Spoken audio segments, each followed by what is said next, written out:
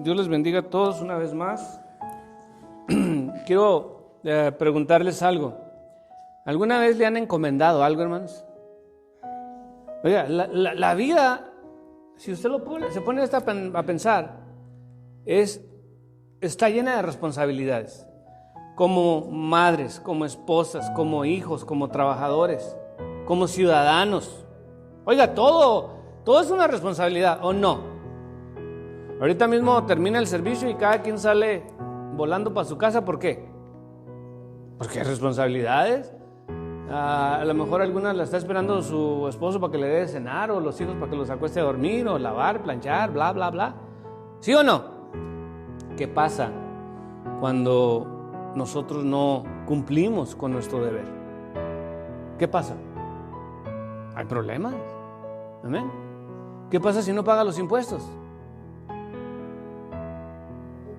Yo no sé si usted sabía esto, pero si le falta un centavo a su pago de impuestos, no está cumpliendo. O sea, le vienen y se lo cobran por un centavo y con intereses. Y ese cómo es el departamento aquí que colecciona los impuestos. Yo aprendí algo nuevo, de que hace un año me llegó una carta donde hacía, no sé si 10 años o 20 años, imagínense ustedes, revisaron mi declaración de impuestos y encontraron que les debía no sé cuánto. Entonces, que por 10 años hay una cláusula que ellos pueden todavía revisar y luego ahí ya lo desechan. Entonces le dieron una pasada y encontraron todavía algo malo y me mandan la carta a cobrar. Dije, hace 10 años, ¿y usted cree que me va a acordar si es cierto o no es cierto? Pero no quedó otra más que pagar. Cumplir con nuestros deberes. Pero es fácil entenderlo en un mundo donde cada quien asume su responsabilidad. Yo soy esposo, soy papá, soy siervo del Señor, tengo personas que trabajan conmigo y tengo que ser responsable en todas estas áreas. Pero la pregunta es, ¿qué tan responsables somos nosotros para con Dios? ¿Amén? Porque aquí en la iglesia pues no hay una tarjeta donde uno dice ya llegué y mi hora de entrada, ya me voy y mi hora de salida, ¿verdad que no? Tampoco hay un cheque esperándonos a fin de la quincena. Digo, no me estoy quejando, estoy siendo sarcástico en cierta manera para decir que como las cosas de Dios todo es una cuestión de fe, podríamos llegar a sentir como que si fuera, ¿cómo lo podría poner? Que no se escuche tan feo. Como es una cuestión de fe, como que no nos importa tanto. ¿Amén? Si voy a la iglesia, bien. Y si no voy a la iglesia, pues también. ¿Alguna vez lo han ido a buscar porque no viene a la iglesia? Hay personas que sí se sienten ofendidas porque dicen, ya van 4 servicios que no voy a la iglesia y ni siquiera me van a buscar. Ni me llaman. ¿Amén, hermanos? ¿Cierto o no? Ahora, aquí estaríamos divididos. Es decir, yo creo que el amor de la iglesia es irlo a buscar. ¿Cuántas veces? No sé. Pero no vamos a entrar en ese tema, pero sí viene a cuenta de que tenemos una responsabilidad, escúchenme, delante del Señor. Los domingos, los que vienen a la clase de escuela dominical, el tema que estamos hablando es en que somos administradores, no dueños, administradores de todo lo que Dios nos da. Y entre ellos está el tiempo, los bienes, nuestros talentos, los ministerios que Dios nos da. Y un día le vamos a dar cuenta a Dios de todo eso. Pero hoy en esta mañana, hermanos, con fines prácticos, vamos a hablar entonces de que nosotros somos ministros, escúchenme, de un nuevo pacto. ¿Y qué quiere decir esto? Bueno, que Jesús vino a este mundo a salvarnos a todos. Si usted está de acuerdo, por lo menos deme un amén. ¿Amén? Y luego murió en la cruz del Calvario, resucitó al tercer día y fue levantado al cielo. Cuando Jesús está a punto de ser levantado al cielo, les da la gran comisión a los que estaban escuchando y les dijo, id por todo el mundo y predicad el evangelio a toda criatura. Entonces, ¿qué estaba diciendo Jesús en ese momento para ser levantado al cielo, para sentarse a la diestra del Padre. Lo que estaba diciendo es que el ministerio de las buenas nuevas nos lo estaba dejando a nosotros, a todos y cada uno de nosotros. Amén. Entonces tenemos una obligación delante de Dios, escúcheme, hermano, hermana, de continuar la labor de salvar a este mundo en el nombre de Jesús de Nazaret.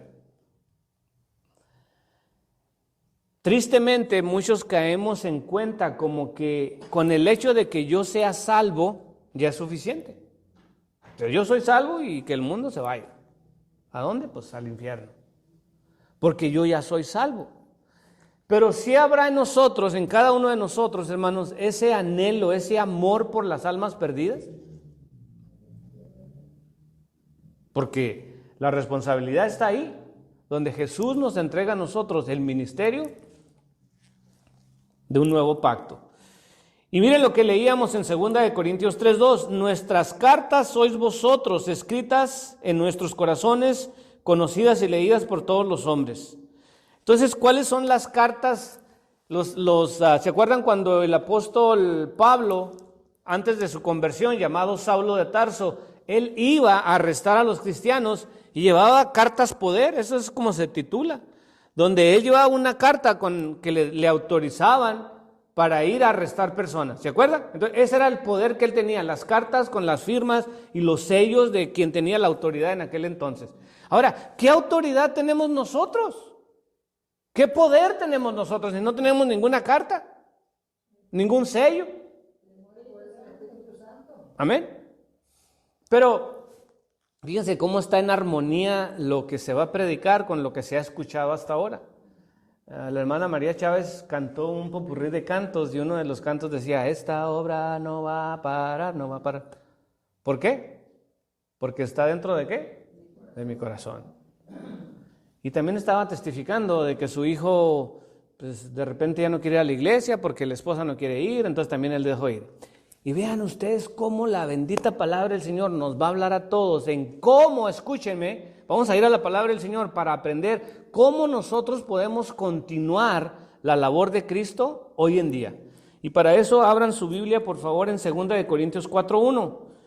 Ahí donde leímos adelantito está capítulo 4, versículo 1, 2 Corintios 4:1. Y vamos a leer en el nombre del Padre, del Hijo y del Espíritu Santo. ¿Lo tienen? Por lo cual, teniendo nosotros este ministerio, según la misericordia que hemos recibido, no desmayamos. Muy bien.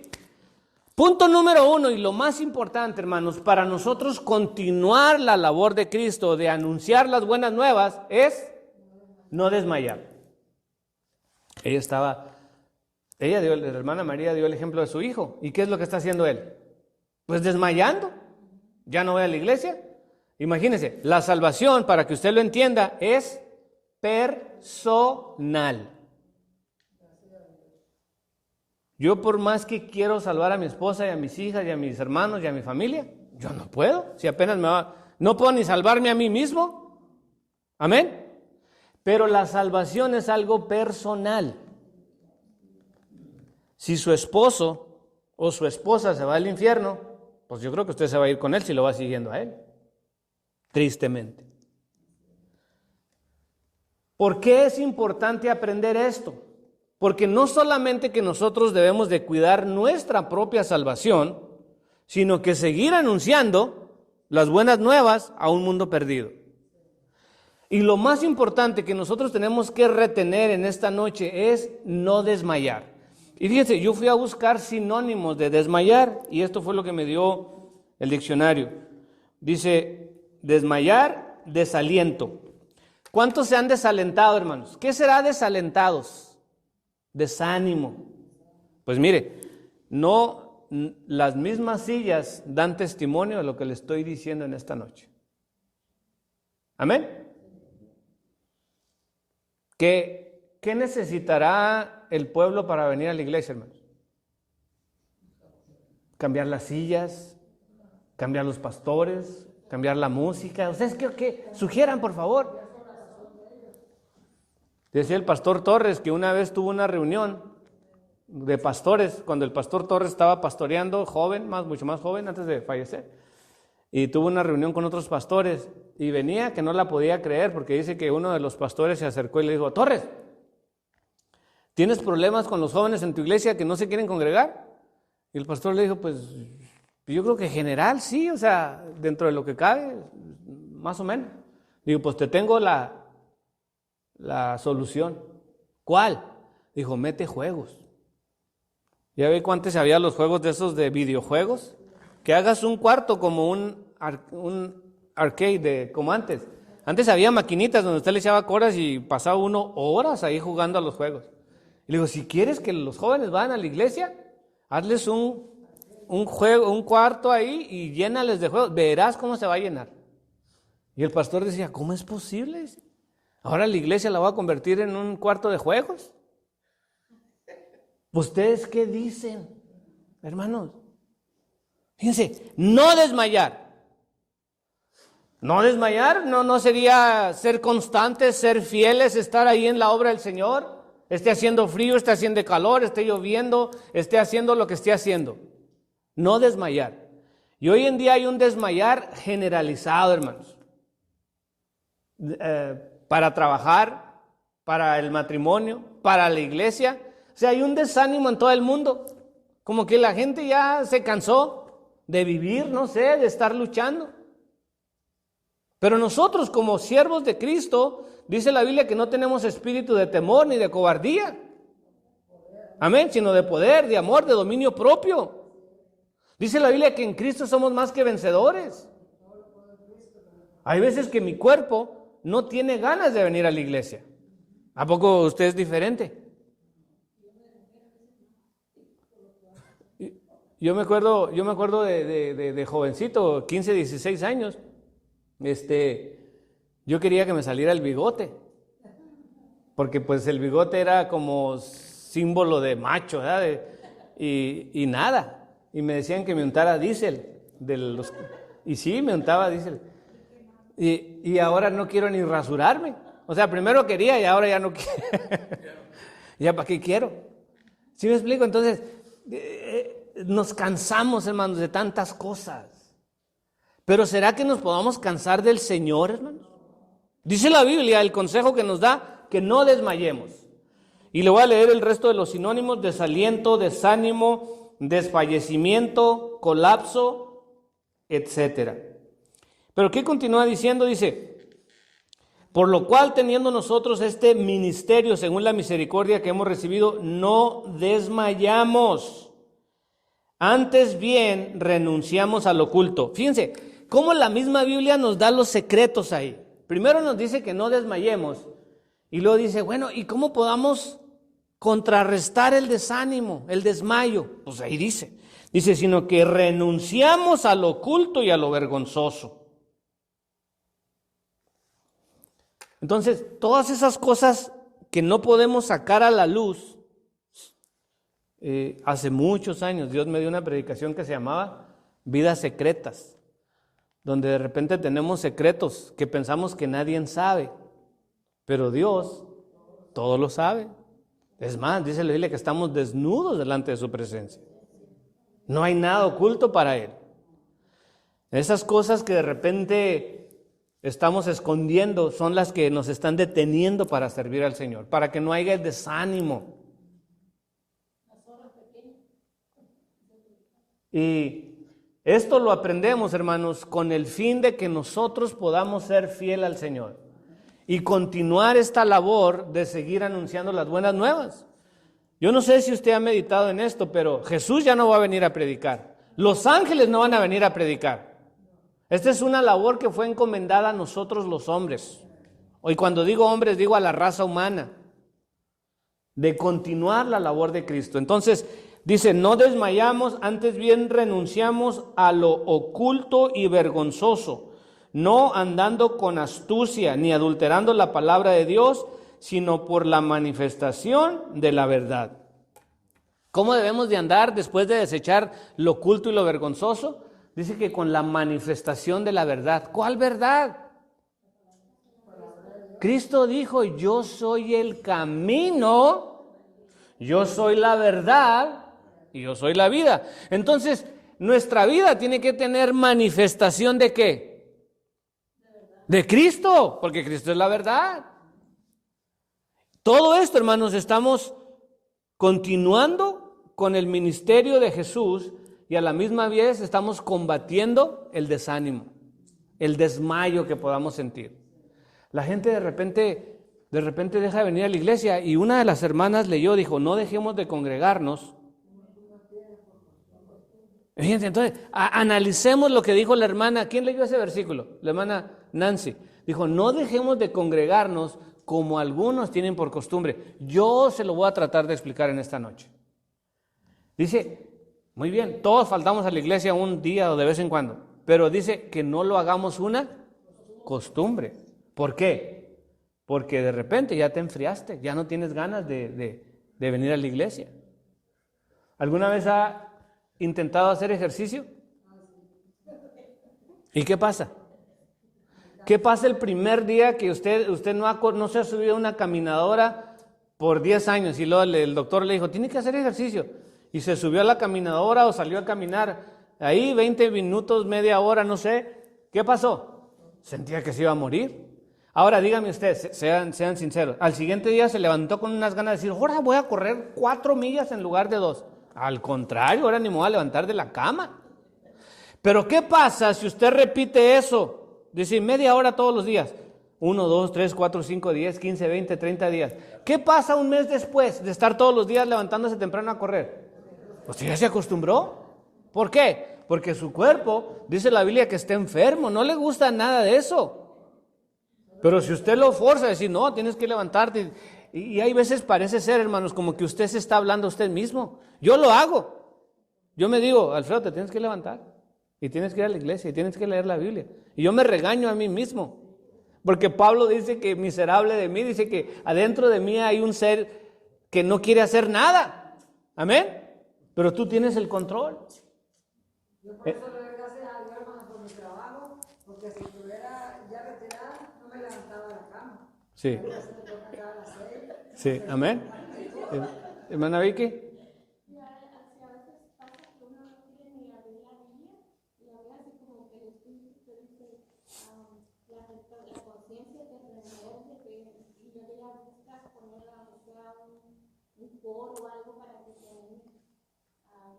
Amén. Entonces, hermanos, lo que les quiero transmitir a ustedes, si nosotros hacemos de venir a la iglesia, de leer la Biblia, de orar, de servir al Señor, si hacemos parte de nuestra vida diaria, pues entonces, bueno, me van a disculpar, pero el dicho dice que el hábito hace al monje. Tanto lo repiten hasta que ya se hizo monje. ¿Sí, hermano?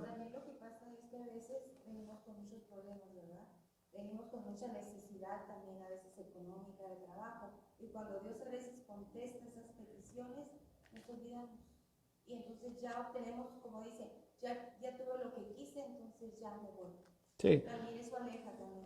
Yo digo que es el corazón de la persona, porque la misma Biblia dice que la bendición de Dios nunca trae tristeza, hermano. Y acuérdese, lo que Dios nos da es para bendición, no para maldición. Tengan esta regla de oro. Si usted empieza a hacer algo y en lugar de acercarlo al Señor lo está alejando, pues medítelo 2 veces. Digo, entiendo que no quiero ser hipócrita en el sentido de que les diga yo no trabajo, yo trabajo. Y de repente hasta no puedo venir ni a la iglesia. ¿Y será que será más importante una cosa? No, la otra no. Yo creo que Dios me bendijo con el trabajo y tengo que trato de ser lo más responsable con las 2 cosas. ¿Me explico? Pero nunca olvidarme de que la bendición viene de Jehová, quien hizo los cielos y la tierra. Nosotros, hermanos, tenemos una responsabilidad delante de Dios. Y el pastor Torres, que Dios lo tenga en su santa gloria, decía, al trabajo vamos hasta enfermos. ¿Se acuerda que decía? ¿Cuántos se recuerdan estas palabras? Y a la iglesia, en cuanto te duele tantito algo, dicen, ay, no voy a ir, no me siento bien. Pero al trabajo es otra cosa, ¿eh? Entonces, ¿por qué? ¿Por qué no somos más para Dios y menos para las cosas que consideramos de más valor? Pero mire, continuamos entonces, dice, antes bien renunciamos al oculto y vergonzoso, no andando con astucia, ni adulterando la palabra de Dios. Entonces, debemos de tener en cuenta, hermanos, también que la Biblia, fíjense, adulterando la palabra del Señor, muchas veces queremos acomodar La Escritura, muchas religiones lo han hecho. Para justificar lo que ellos hacen, le cambian tantito y dicen, no, aquí la Biblia es cuando es una mentira. La Biblia no la podemos cambiar, hermanos, ni a tu gusto, ni al mío, ni al de nadie. La palabra del Señor es la palabra del Señor. Entonces, nosotros como ministros de este nuevo pacto, vamos a ser fieles al Señor. Lo primero que aprendemos es no desmayamos.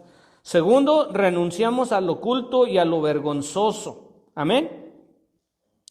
Dice, sino por la manifestación de la verdad, recomendándonos a toda conciencia humana delante de Dios. Pero si nuestro evangelio está aún encubierto, entre los que se pierden está encubierto, en los cuales, versículo 4, el Dios de este siglo cegó el entendimiento. Si usted estaba leyendo conmigo, cuando se refiere a la palabra Dios de este siglo, está con minúscula. ¿Qué quiere decir? Primero y más importante, hay un solo Dios en el universo. Y es Jehová, Dios de los ejércitos. Todos los demás son minúscula porque son de a mentiras. ¿Amén? De a mentiras. Entonces lo que dice es que el Dios de este siglo cegó el entendimiento. Hablando de que en veces desmayamos o nos desanimamos, hermanos, que en veces le hablamos a las personas y las personas no quieren escucharnos. ¿Y qué es lo que estábamos leyendo ahí? ¿Quién cegó el entendimiento? Cuando usted les da la palabra, ellos no entienden. Están cegados. ¿Por qué?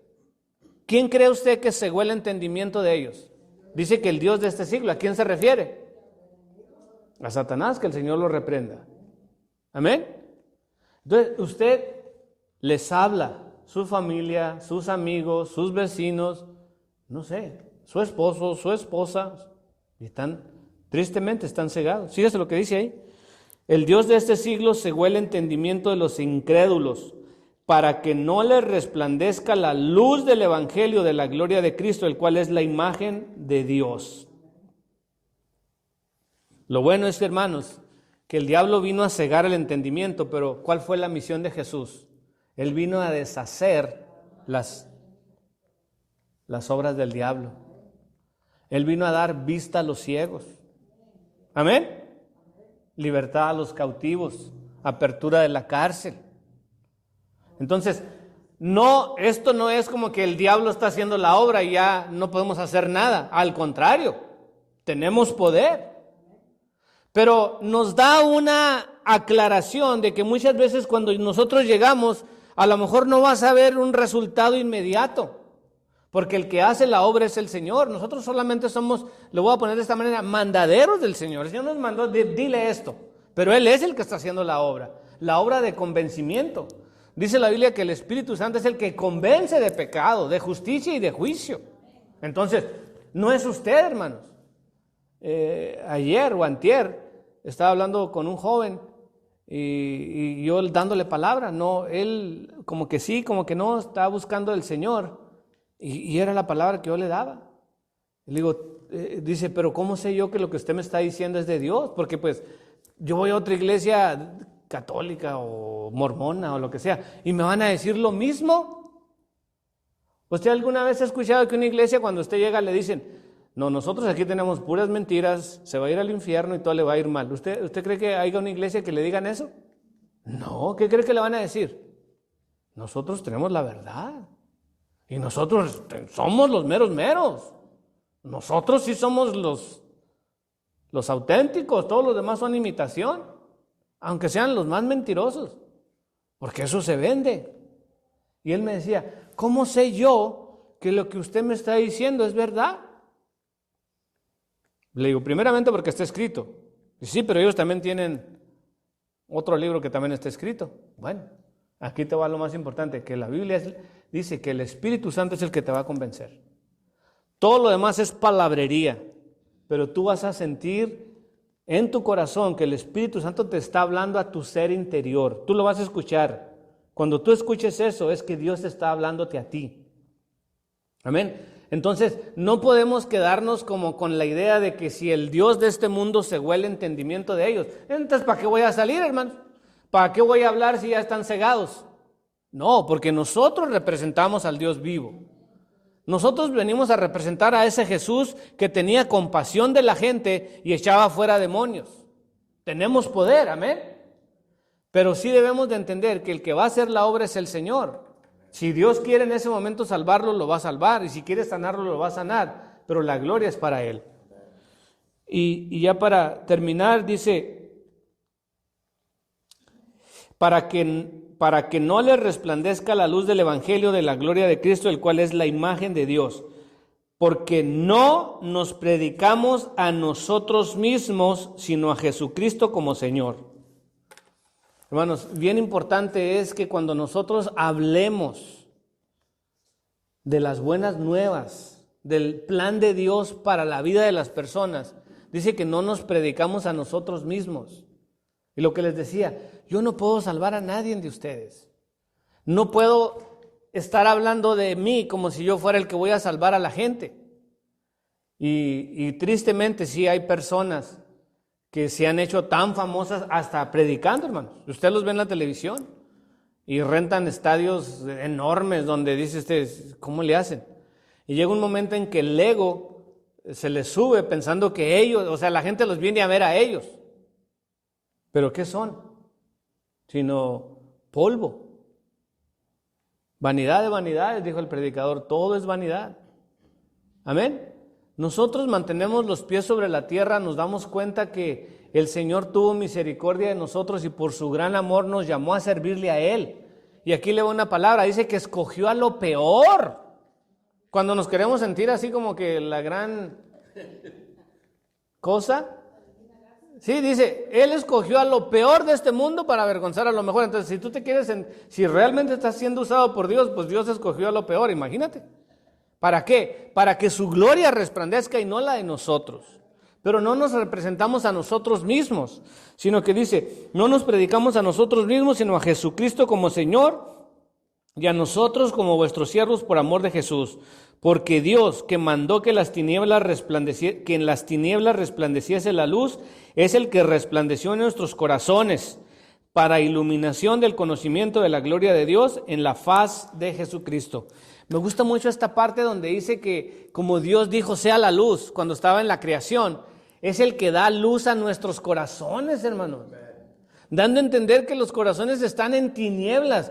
Está dando como un simulacro, al igual que cuando Jesús dice que cuando en Génesis 1, ¿cómo estaba la tierra? Desordenada y vacía. Y el Espíritu de Dios se movía sobre las aguas, dice la Biblia. Y dijo Dios, sea la luz, y ¡bam! Fue la luz. Ahora, lo que está diciendo el apóstol Pablo es como que si nosotros fuéramos una imagen de cuando en Génesis estaba la tierra desordenada y vacía. Fíjense, una persona que no tiene a Cristo, hermanos, es lo mismo. Está desordenada y vacía. Y hasta que Dios no llega y dice, sea la luz, entonces el corazón empieza a alumbrar. Y ahí termino y dice, Dios que mandó que de las tinieblas resplandeciese la luz, es el que resplandeció. ¿Dónde? En nuestros corazones para iluminación del conocimiento de la gloria de Dios en la faz de Jesucristo. Para el conocimiento de la gloria de Dios. Entonces, cuando esa luz interna, ese Espíritu Santo que es como cuando las vírgenes, las 10 vírgenes, 5 de ellas tenían aceite, hermanos, para sus lámparas, luz. Nosotros tenemos esa luz dentro de nosotros que es el Espíritu Santo y es el que nos está alumbrando nuestro corazón. Amén. Pero es importante, hermanos, mantenernos conscientes de que este ministerio fue encomendado por Jesucristo para nosotros. Esto no es solamente para los pastores, para los ministros, para los predicadores. Esto es para cada uno de nosotros. Si tú eres salvo, tú tienes una obligación delante de Dios de compartir con otros las buenas nuevas. Fíjense, el día de la cosecha, creo que era el cuñado de la hermana Irma. Y él llegó con sus niños o niños. Y le dijo a mi esposa y me dijo a mí, nos dice, cuando iba pasando me saluda y me dice, mi niña me dice que a ella le gusta mucho Halloween. pero que le gusta más el estilo que ustedes lo hacen. La niña de él, no sé cuántos años tiene. Y yo me quedé pensando, dije yo, pues tanto trabajo con un solo comentario, ¿te hace sentir que valió la pena? Claro. Zulma me decía que andaba bien cansada, que trajo esto, que trajo el otro, y que trabajó, pues sí, pero es un ratito. Y lo hacemos no para nosotros, sino para el Señor. Y ahí está el resultado, hermanos. Que no sé cuántos niños, se nos pasó contarlo, pero yo creo que al puro tanteo sí había entre 15 y 20 niños que vinieron, en lugar de andar por las calles, vinieron a la iglesia. Amén. Entonces, lo que hacemos, hermanos, tiene una satisfacción espiritual. Yo en esta noche les estoy predicando a ustedes. ¿Usted cree que cuando salga el Señor me va a poner un listoncito aquí y que diga, bien hecho? Yo nunca he escuchado que el Señor me aplauda. Y está mejor así, porque siento que mi labor no ha terminado. Si me empiezan a aplaudir mucho, digo, no, pues ya estuvo, ya llegué al final de mi carrera. Pero prosigo al blanco, dijo el apóstol, amén. Entonces, hermanos, llévense esta palabra en su corazón, acuérdese que aún no hemos terminado, que todavía nos queda mucho camino por delante. Así es que vamos a continuar predicando las buenas nuevas hasta que el Señor venga o Él nos llame a su presencia. Vamos a ponernos de pie, vamos a orar por la lista de oración. No sé si alguien quiere agregar algo a esta lista de oración, algo que no esté en la lista.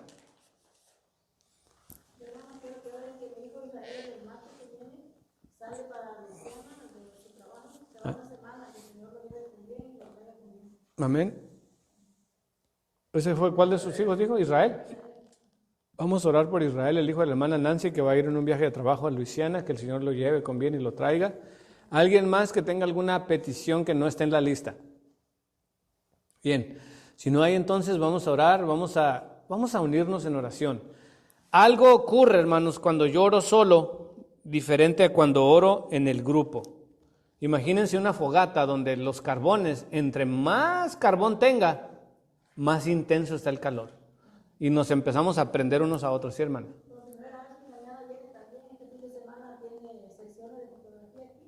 Amén.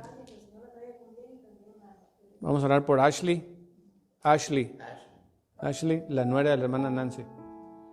Vamos a orar, hermanos. Padre nuestro que estás en los cielos, en la tierra y en todo lugar.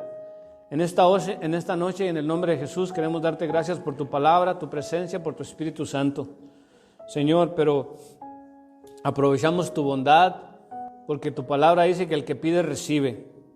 Nosotros tenemos fe y creemos que a través de Jesús podemos entrar confiadamente al trono de la gracia. Señor de los cielos, tú conoces esta lista de oración. Tú conoces los nombres, las necesidades que están plasmados aquí en esta lista. Tú has escuchado, mi Señor, que mi hermana Nancy pide por su hijo Israel, por su nuera, Señor. Cuídalos en estos viajes que van a hacer. Contesta, mi Señor, cada petición de la lista, cada necesidad, Señor de los cielos, porque tú eres un Dios que tienes poder para hacerlo todo y tienes el amor también. Y nos unimos en esta noche clamando, Abba, Padre. Escúchanos, Señor, por favor. Contesta cada petición. Aumenta la fe, Señor, para recibir por fe la bendita respuesta. En el nombre de Jesús de Nazaret. Yo reprendo todo espíritu de incredulidad. Aumenta la fe de tu pueblo, Señor, en el mundo entero. Y ayúdanos a seguir creyendo y esperando en ti, en el nombre de Jesús de Nazaret. Yo reprendo toda enfermedad, toda dolencia. Yo declaro que por tu llaga fuimos nosotros curados. Y declaro sanidad de los pies a la cabeza. Si tú estás enfermo, yo reprendo tu enfermedad en el nombre de Jesús de Nazaret. Todo espíritu de enfermedad yo lo reprendo. Y te declaro sano para la gloria del Señor. Escucha, mi Dios, las peticiones, las necesidades que se han escuchado en esta hora y las que están en la lista.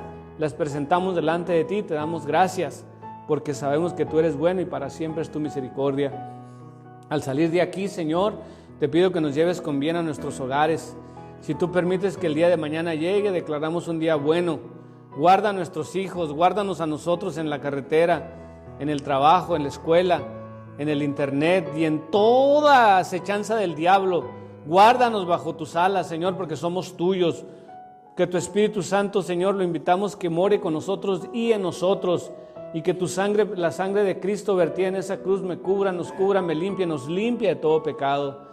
Nos ponemos en tus manos, te damos gracias y te agradecemos, Señor, todo lo bueno que tú eres. Pedimos todas estas cosas en el nombre precioso de tu Hijo Jesucristo. Amén, amén y amén.